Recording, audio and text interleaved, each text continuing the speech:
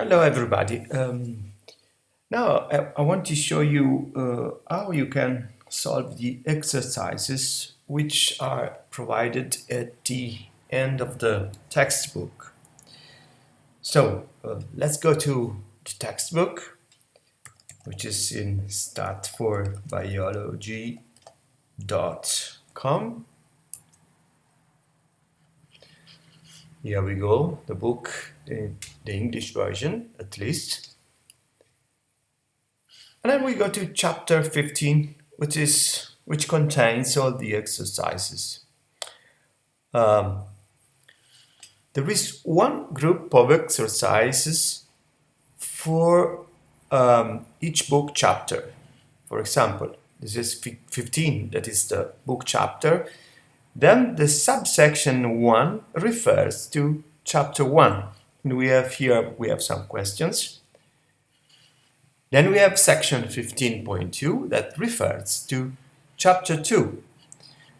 Now I am mainly interested in section 7, which refers to the exercises, which contains the exercises for chapter 7, 8, and 9. You see, we have several exercises here. And they are based on some data sets. I do not want you to type all the data in R, and therefore for each exercise there is one data set which is made available in a Excel workbook, which is linked here. For what you have to do is to download this file, as I'm doing now, and put it somewhere in your computer so that you can find it later. For example, I will put it in one directory in my hard disk, in one folder in my hard disk. For example, this folder here. So, taking this downloaded file and put it here. If you look inside this workbook, I'll open it.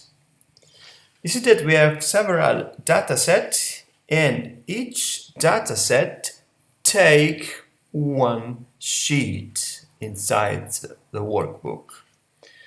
For example, the sheet named 7.1 contains the first exercise of the section relating to chapter 7.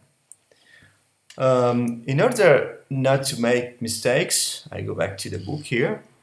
So for example, let's assume that we want to do the third exercise in this section. This would be 7.2 and 7.3. Let's say that we want to do this exercise. You will find it in a sheet of the previous Excel workbook named 7.3. And not to make any mistake, you see that it is also specified here at the end of the exercise. You will find sheet 7.3. It means that you can find the data set relating to this exercise in the sheet 7.3. Let's go back to the workbook. Here we have 7.1, 7.2, and 7.3. That is where you can get the data set for the exercise we want to do now. Let's go ahead and solve this exercise. Please, let's read the text of the exercise. The failure time for a heating system was assessed to discover the effect of the operating temperature. 4 temperatures were tested with 6 replicates according to a completely randomized design, and the number of hours before failure were measured. The results are as follows, and they are in the Excel sheet. It is interesting to note that here we are looking for the operating temperature that gives the highest number of hours to failure, meaning that at that temperature our heating system will last for a longer time, which is positive for us.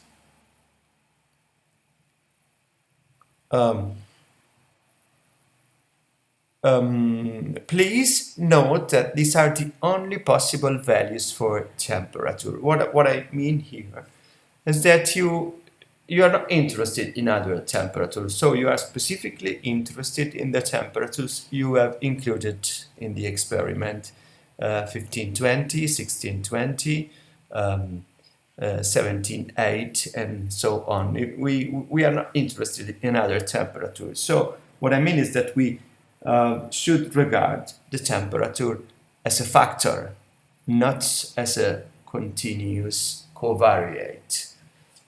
Just for the sake of this exercise, though, because normally we would be interested in the whole range of temperatures between the minimum and maximum level. But for the sake of this exercise, we are going to take the temperature as a factor. So let's open R and solve and face this case study. Let's go. Now, we do our work as we did last time. Now, clean.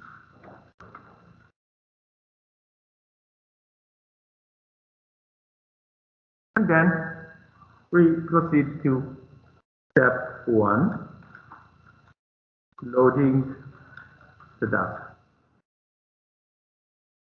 The original file is in my hard disk and your hard disk somewhere. Okay, somewhere. In my case, it is inside the documents folder. Okay, so we need to load the library, read Excel. We don't need to install the library. Sorry, I made a few mistakes here. Read Excel. So we don't need to install the library because we already installed it last time. Right. So unless you are on a new computer, you don't need to install the library. I just like to remind you that to install the library, you use the function install packages and type the name of the package inside. But I don't need to run this command here because I already have the package. I just need to load it in memory by using this command here. Okay? And I have a warning message, but it's not a problem. It is just telling me that the package was created with a previous, or with a next version of Excel. So with a newer version with respect to the one I have here. So I should either update my installation or download the old package. But this is more difficult. But usually, unless, this was created with R version 4.1.2, and here I have R version 4.1.1. So it's really the third number which is different. That means minor upgrade. So it's not a problem. So I should start getting concerned if I have a version which is different in this number here or mainly in this number here, because these are major updates which introduce relevant modifications. Okay, so we have no need to worry now. Then we use dataset. That is the name of the data frame you are going to create and assign the result of the. You see, we have a general function read Excel or a function which reads Excel files of the type XLS, so the type we had last time. Today we need this function here, XLSX, because we have the file type XLSX. So we could either use one which works almost always, or use a function that is specific to the file type we have at hand. Okay, so in this case I use read XLSX. Then, in order to select my file, I use the function file choose. This is a function without any arguments. Then I need to specify the sheet number. Okay, so if we go back to the file, this is the third sheet number. So I could use sheet equal 3, or I could specify the name this way, sheet equal 7.3. Okay, so I use the name of the sheet or the position of the sheet. So I could as well write sheet equal 3 to mean that this is the third sheet, or the name, which is clearer as long as I remember it, of course. But if I have the feeling for the namings, so number of chapters to which I'm referring and number of exercise, this is easier. Using the name is easier, but it doesn't matter anyway. So, and this window opens. Be careful. Sometimes this window does not appear and stands in the background. If it stands in the background, I need to go and look for it. But please, it might be something like this. I cannot see the form because it is in the background. Please, look at me here. My console is frozen. I don't have the prompt here. I don't have the prompt because R is waiting for my input. I should not make the mistake of running line 6 again. Otherwise, if I run line 6 again, another window, another selection window pops up, and possibly it stays in the background. So it is in the background. I should go and look for it like this, so that I can see it, and then select the file exercises.xlsx and press open. And now I'm done. And you see, I am done because the prompt is here again, which means we are okay, waiting for another line. Now we look at the data set.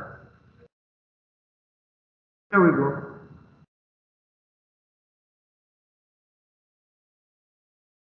So let's go to step number 2. What is step number 2? Step number 2 is, if I'm not forgetting anything, describing the observations. Describing the observation. We use, we calculate the group means. By using supply function. I don't want to, I mean, there are several other ways to do this, but it doesn't matter. I mean, you need to learn just one, as for me. Okay. So, and look at me. Here we have a problem. Problem is that you see, temperature is abbreviated as temp dot. Okay, so the dot is necessary because it's the name of the variable. You can see it from here. So the best we can do is to select from here so that we get the dot, or write it, but add the dot. Don't forget the dot. It's an important part of the name. We can't ignore it. But, you know, I'm writing things the other way around because I was, I wanted to tell you this, which is a problem. But first, specify the variable which we want to calculate the statistic for, that is Howard's failure. Because we want to know the average number of Howard's failure for each temperature, not the other way around. Okay, so this confusion arises because we have two quantitative variables, so we might be undecided on which is the response and which is the predictor. In this case, the response is the number of Howard's failure. The predictor is the temperature, not the other way around. Okay, so Howard's failure, and then we put the predictor, the index, and then the final argument is the statistic we want to calculate, that is the mean. And there we go.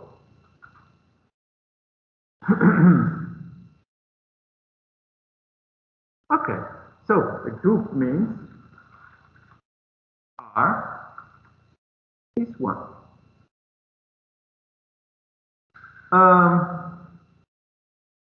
And we see that duration of the heating system is strongly related to the temperature. The higher the temperature, the lower the duration. So it's not convenient for us to rise the temperature. Otherwise, our heating system works for a short time. So we need to raise early. How do we use it? Almost.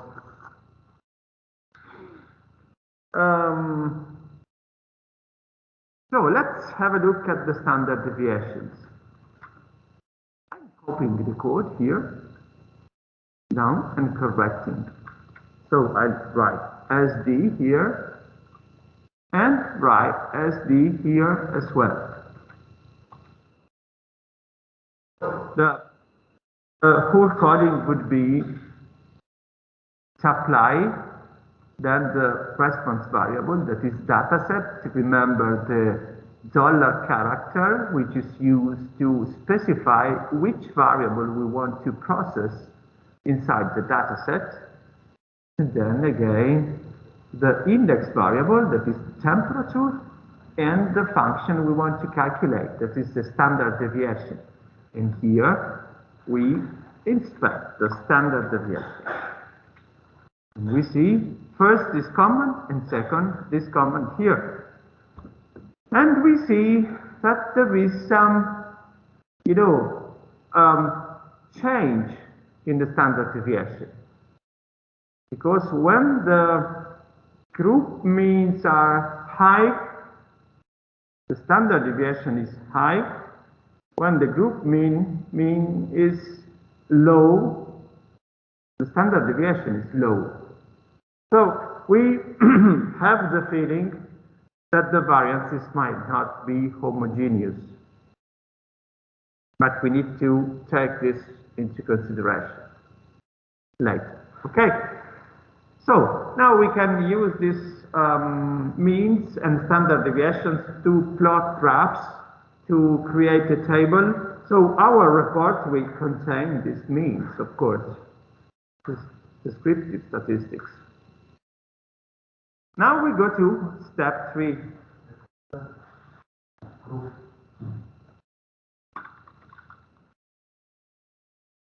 Okay, and the step 3 is fit an ANOVA model. Okay, so you need to remember that the ANOVA model is quantitative response equal to is a function of a nominal or categorical predictor. But we don't have a categorical predictor here. We have a quantitative predictor. So we need to tell R, although I have given you a quantitative predictor, please consider it as a category, as a set of categories. Okay, so we need to do this. Define the variable. So we say that, don't forget the dot. So we record it as factor, dataset, and tab. So look at me here at line 19. I'm taking this function, I'm taking this column here in the dataset, the second column, and transform it into a factor. So I'm telling R, although this is a quantity, please regard it as a set of categories. And this is important because if we don't do this, then the ANOVA is wrong. Okay. So, the model. So this is at line 19, Wahel. At line 19, this is a new step we have not done so far. Okay, this is, we can do this always, regardless of the type of variable we have at hand, but it is compulsory if the variable is defined as a quantity. Otherwise, the ANOVA is wrong. Okay, so need to be careful to this because this is another sub-step. Okay, then we fit the model LM, and then we simply write hours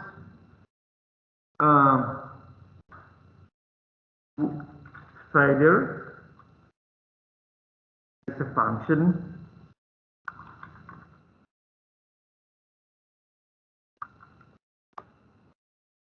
of temperature.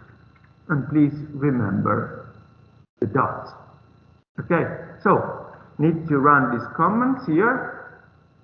Of course, I made a mistake here, and the mistake is that I need to tell R where the data are located. Now it's okay. So we need to go to the next step, which is step 4, check the model.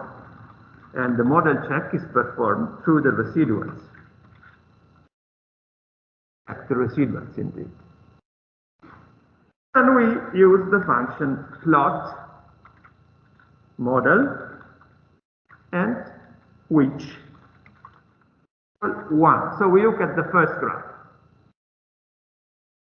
And we see a big problem here.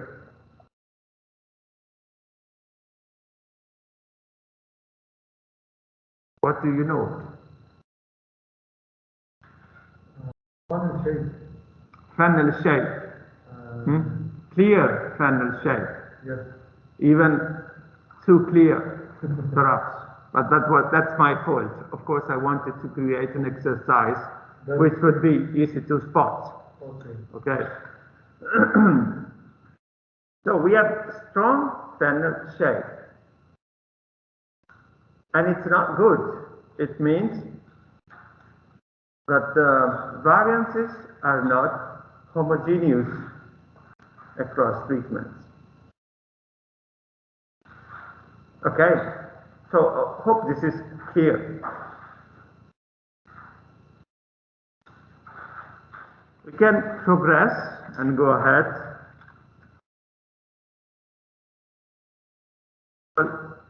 Two. And here we see asymmetry as well. Right skewer. You see that the tails are lying very far away from the diagonal line. Yes. So we have a problem here.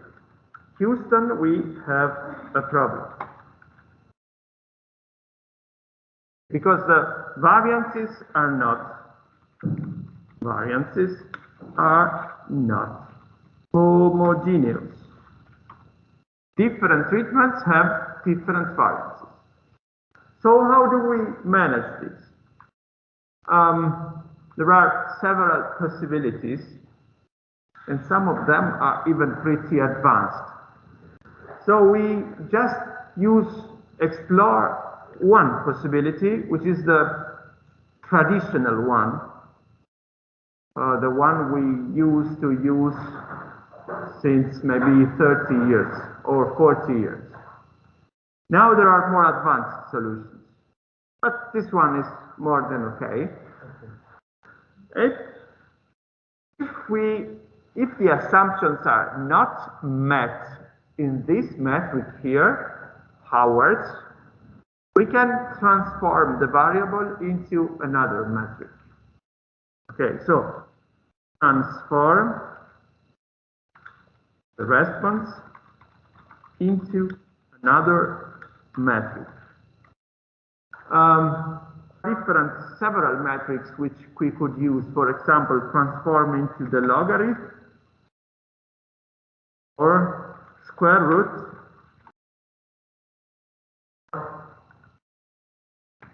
reciprocal. Okay, so these are some possibilities.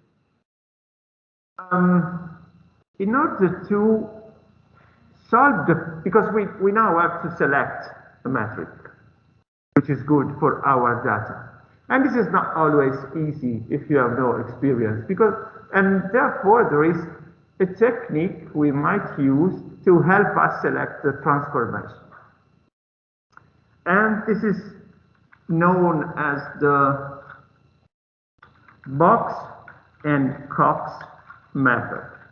Box and Cox, there were two statisticians, Box and Cox. So now we will go for another analysis to understand what is. Yes, exactly. This is a new analysis, I'm telling you. It is new today. Yeah. And this is included in the fourth step. So our heuristic is this one. We check for the basic assumptions. If we are okay, we proceed with variance partitioning and pairwise comparisons.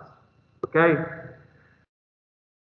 If the check is not okay, like in this case, we have an intermediate step. We have to find a metric for the transformation and then redo the analysis. Okay, so it's a bit longer. Okay, so what do we do? So we load the library now. You know that after installing, we need to load. And then, after loading, we use the function box cox and pass the model object. Get a graph. Okay, what does this graph mean here? It gives an idea of the likelihood of the model depending on lambda. Okay, so you see that the likelihood of the model increases, reaches a maximum here and then decreases. Okay, so it means that the lambda values are not the same. So we need to make an appropriate selection. What is first of all, look at the value of 1. Lambda equal to 1. Lambda equal to 1 means no transformation. We said that before. So we see that if we do not transform, the likelihood is very low. So that means that we need a transformation. But we knew that already because we noticed that there were problems with the data. Okay? Now we see that the maximum likelihood corresponds to a lambda value which is roughly minus 0.5. Okay, here we go. What are these here? These are the confidence values, the confidence limits. What do we mean? We mean that if we select a lambda value that is included from, let's say, -1 and roughly 0, we don't have to be that strict. That's okay for the transformation because it's close to the maximum likelihood. Okay, so we have some freedom now to select we have an indication. It is very recommendable to select transformations that are easily understood. Okay, so the transformations which are easily understood are this one: logarithmic, square roots, and reciprocal, right? So the reciprocal will be okay here because -1 is included in the confidence interval. But we use the logarithmic transformation now for this exercise for one basic reason, because the reciprocal transformation is not supported, so it would require some programming in our side. So we'd rather use the logarithmic transformation. It is not really included in the confidence interval because it would be lambda equal to 0. Because if you see that the transformation is defined like this. If lambda is not 0, we need to take y and raise it to lambda. If lambda is equal to 0, we do the logarithm. So it's a transformation which is defined in steps. And if we use lambda equal to 0, then we do the logarithmic transformation. We see that it is not included in the confidence interval, but it is very close. And we don't need to be very strict in the selection of transformation. Please consider that until 30, 40 years ago, transformations were selected based on tradition. Okay, so we used a transformation according to the type of data. Okay, so for this exercise, if you do the transformation with reciprocal, it's better, but it is not supported here. So we favor the logarithmic transformation because we stick to the tradition. Okay, so we do the transformation now. So we have, let's say, step 4 this. Do the transformation, and then we do like this.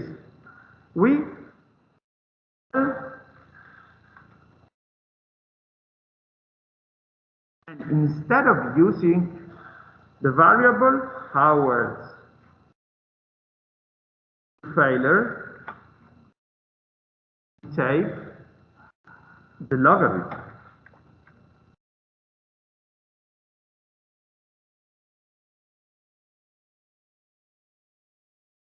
So that's simple. We take the logarithm. And it is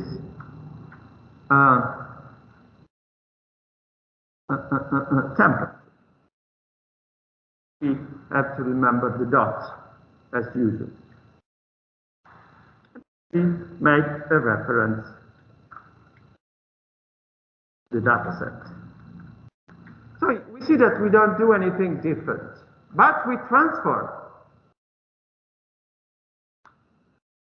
Now we are gone. I think that if we control the plot,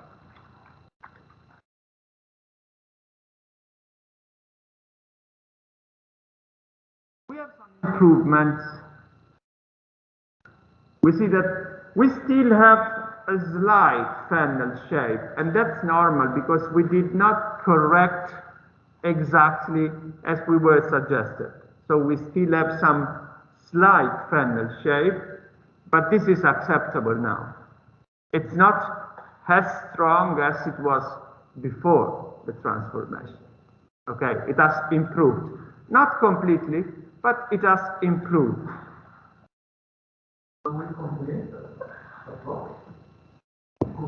Yes, we can make a further check to inspect whether the situation has improved. In some cases, the problem stays, and then it becomes troublesome. Okay, so there are other solutions, but we do not look at them because then it is too much. And I'd say that 90% of the cases, a transformation does the job. 90% of cases. Okay. In this case, it has improved sensibly. Now, we really, you see that these two are the same. This one is slightly smaller, and this one is slightly bigger, but it is just due to a couple of observations, not more. So, you see, this is more acceptable now. And now we proceed to the step variance partition. And it's the EMA method. So we need to make it slightly bigger, otherwise we don't see anything. Okay. So this is the analysis on the logarithm. And it is exactly the same as before, as we did last time. First of all, look at the degrees of freedom. We have 4 temperatures, and therefore 3 degrees of freedom, and it's okay. Be careful. If you, by any chance, if you had forgotten to transform a quantitative variable into a factor, this would be wrong. We would say, for the temperature, 1 degree of freedom. And that would be wrong. So it's important that you inspect the degrees of freedom, because this is the only way you have to realize whether you have made a mistake somewhere in your model definition. If the degrees of freedom are right, then you are pretty sure that you have made no mistakes. And this is important, to be sure that we made no mistakes. And the residuals is 20, because we have a lot of replications. 6 replications, so 5 degrees of freedom per treatment. And then we have 4 treatments. 5 by 4 is 20, and it's okay. Perfect. And then we jump to the p-value. We see that the f value is very high, much higher than 1. And we see that the p-level is less than 1 in 1 million. Less than 1 in 1 million. Okay. So we reject the null, and we conclude that the temperature had a significant effect on the duration of our heating system. Okay, now we need to go to step 6, that is pairwise comparison. Right?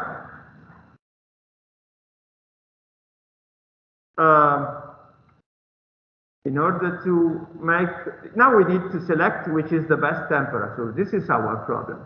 Select the best temperature. Very likely, it is the lower temperature. Very likely, but we need to prove it. So we load the library EM means and calculate the expected marginal means. Hello, marg means, and we use function EM means, pass the model object and we say that we want the means for the temperatures. But now we need to stop. Okay, I need to load the library before and then run this command here. Let's inspect the means. Now we will have a surprise here, but not really a surprise, because the means are very low. If we look at the group means we calculated before, yeah, these are high. But now the marginal means are very low. Why are they very low? You see that for the lowest temperature we had a mean of almost 4,000 hours duration. Now we have 8.16. Why?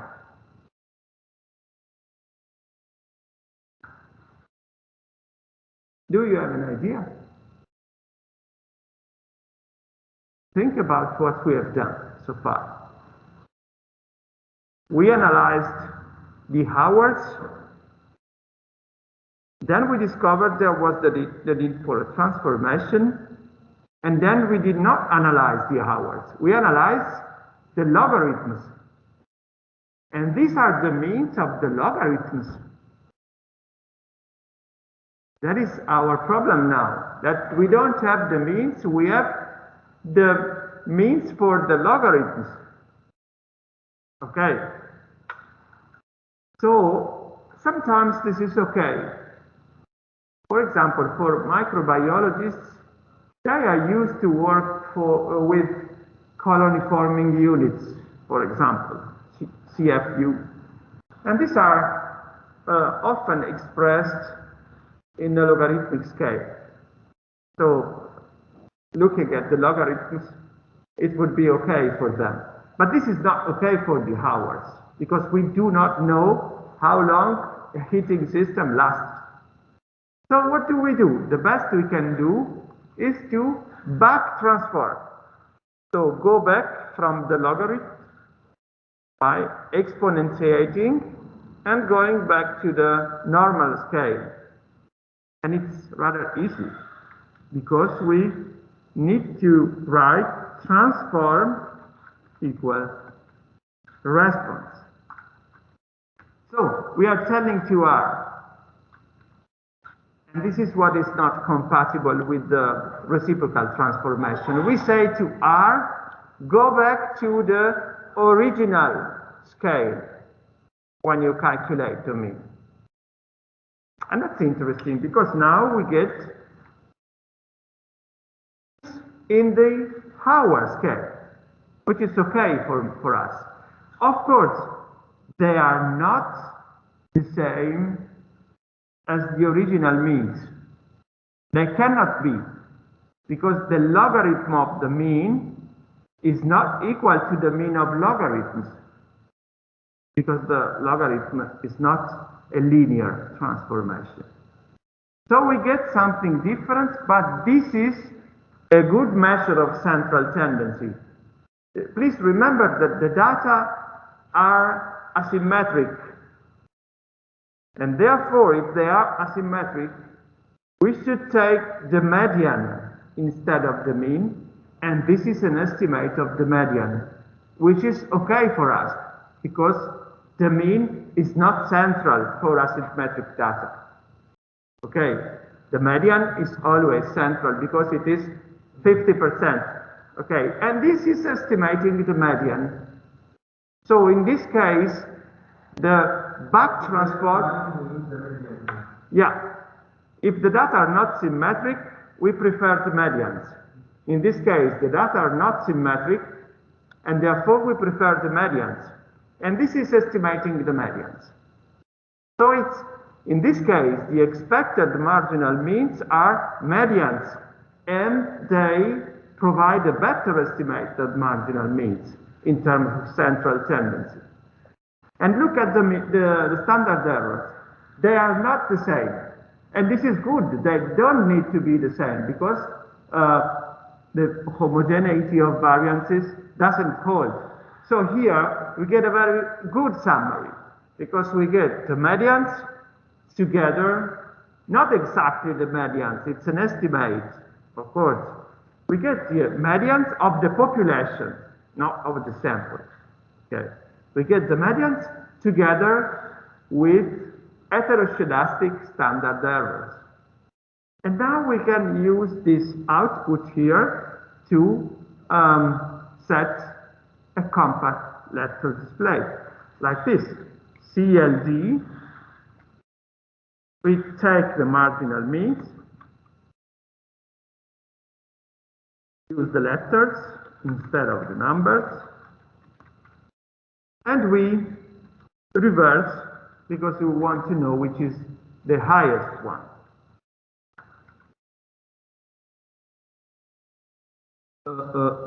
I need to open the library multcomp before. Then we inspect the means. And here we go. And this is perfect. This is a perfect summary. And we see that the lowest temperature is significantly higher in terms of duration with respect to all the other temperatures, because there are no letters in common. The second temperature, 1620, is not significantly higher than the third. So 1620 is not higher than 1660 because they have the B letter in common.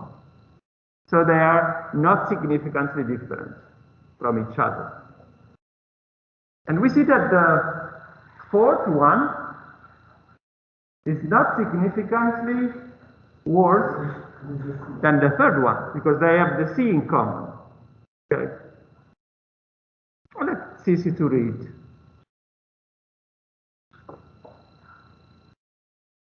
So, for today, the lesson is this. When we have a problem with the basic assumptions, we do a transformation and we select the transformation either by tradition or by using the box and Cox procedure. And once we have selected the transformation, we do the analysis the same way, and at the end, we back transform the means in order to go back to the original scale. And that's all.